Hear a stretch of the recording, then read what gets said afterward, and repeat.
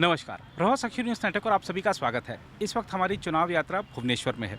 हम आपको बता दें कि उड़ीसा उन राज्यों में शुमार है जहां पर विधानसभा के और लोकसभा के चुनाव साथ हो रहे हैं। बीजेपी को उम्मीद है कि 25 साल का बीजेडी का शासन इस बार सत्ता से बाहर होगा और बीजेपी की सरकार बनेगी। बीजेपी अपनी सरकार बनाने के लिए उड़ीसा में और उड़ीसा से सर्वाधिक लोकसभा सीटें जीतने के लिए कोई कोर कसर नहीं छोड़ रही है।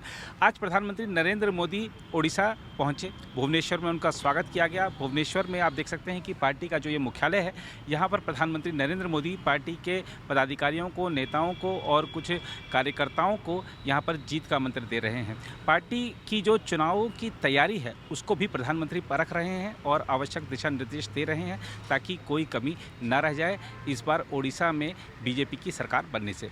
हम आपको बता दें कि पुरी में प्रधानमंत्री नरेंद्र मोदी का कल सुबह दर्शन का कार्यक्रम है। भगवान जगन्नाथ जी के दर्शन करेंगे और उसके बाद पुरी में उनका एक रोड शो है। उसके बाद प्रधानमंत्री कटक जाएंगे।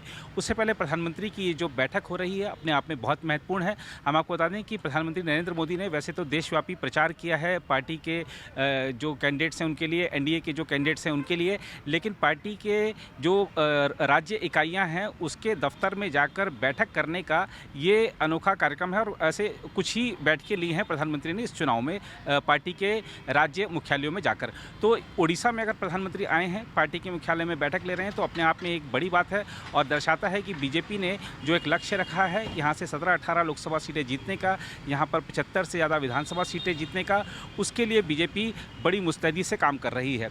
रक्षा मंत्री राजनाथ सिंह भी आज उड़ीसा में ही थे और इसके अलावा गृह मंत्री अमित शाह भी कल उड़ीसा आ रहे हैं।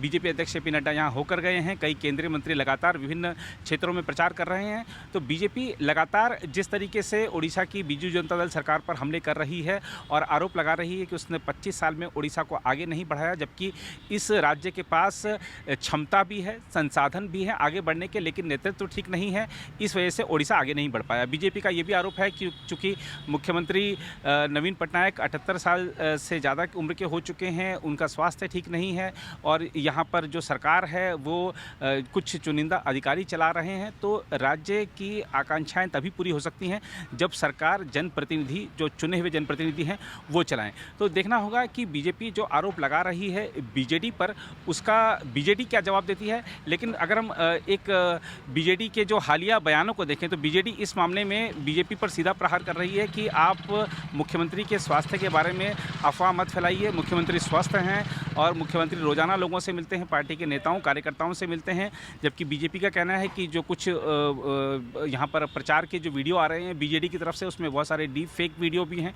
तमाम तरह के आरोप प्रत्यारोप चल रहे हैं। खासतौर पर जो नया आरोप लगा है बीजेपी की तरफ से बीजेडी पर वो ये है कि परिक्रमा मार्ग जो पुरी में भगवान महाप्रभु श्री जगन्नाथ जी के जो मंदिर के बाहर जो परिक्रमा मार्ग बनना है उसमें जो बड़ा पैसा खर्च हुआ है, बड़ी रकम खर्च हुई है, लेकिन काम नहीं हुआ है। बीजेडी का कहना है कि आप महाप्रभु को राजनीति में मत घसीटिए और मुद्दों पर बात करिए। हम आपको बता दें कि यहाँ कांग्रेस भी चुनाव मैदान में है, लेकिन अगर आप जनता से बात करेंगे और आप यहाँ का चुनावी माहौल देखेंगे तो आपको लग जाएगा कि चुनाव की रेस में यहाँ पर कांग्रेस किसी भी सीट पर नज़र नहीं आ रही है। और अगर हम बात करें बीजेडी और बीजेपी की मुकाबले की तो एक चीज़ साफ है कि यहाँ पर बीजेडी विधानसभा में मजबूत रही है, लोकसभा में बीजेपी को अच्छा खासा समर्थन मिलता रहा है। हालांकि अगर पिछली बार की बात कर लें तो बीजेडी को 12 सीटें लोकसभा में मिली थी और 8 सीटें बीजेपी को और 1 सीट कांग्रेस को गई थी। यहाँ पे 21 लोकसभा की सीटें हैं। बीजेपी इस बार 17-18 सीटें जीतने की कोशिश कर रही है। और एक चीज़ देखने को मिलती है, मैंने जैसा बताया आपको, पिछले चुनाव में बीजेपी ने 8 सीटें जीती थी। तो अगर हम 8 सीटों का विश्लेषण करेंगे तो पाएंगे कि सभी जो लोकसभा सीटें थी उसमें से एक आध को छोड़ दें तो सब में विधानसभा सीटें सारी की सारी बीजेडी के पास थी। तो ये साफ दिखाता है कि बीजेडी विधानसभा मजबूत है, लोकसभा में बीजेपी को समर्थन लोग देते रहे। लेकिन इस बार मोदी लहर है। उड़ीसा में राम मंदिर बना है, अयोध्या में तमाम जो गारंटियाँ दी हैं मोदी जी ने, उसका एक प्रभाव है। अब खुद प्रधानमंत्री मोदी यहाँ पर आए हैं प्रचार करने के लिए। पहले बैठक ले रहे हैं, फिर प्रचार करेंगे, रोड शो करेंगे, उसके बाद आखिरी चरण से पहले एक बार फिर उनका उड़ीसा आने का कार्यक्रम है। तो लगातार जिस तरह से प्रधानमंत्री नरेंद्र मोदी ने उड़ीसा पर अपना मुख्य ध्यान केंद्रित कर रखा है वो दर्शा रहा है कि बीजेपी सरकार बनाने के लिए कोई कोर कसर नहीं छोड़ रही है। देखना होगा कि 4 जून को जब परिणाम आएंगे तो वो क्या होंगे। फिलहाल इस रिपोर्ट में इतना ही। बाकी देश और नई खबरों के लिए बने रहना है प्रभा साक्षी के साथ। कैमरामैन राम महाजन के साथ मैं नीरज कुमार दुबे, प्रभा साक्षी न्यूज़ नेटवर्क के लिए भुवनेश्वर से।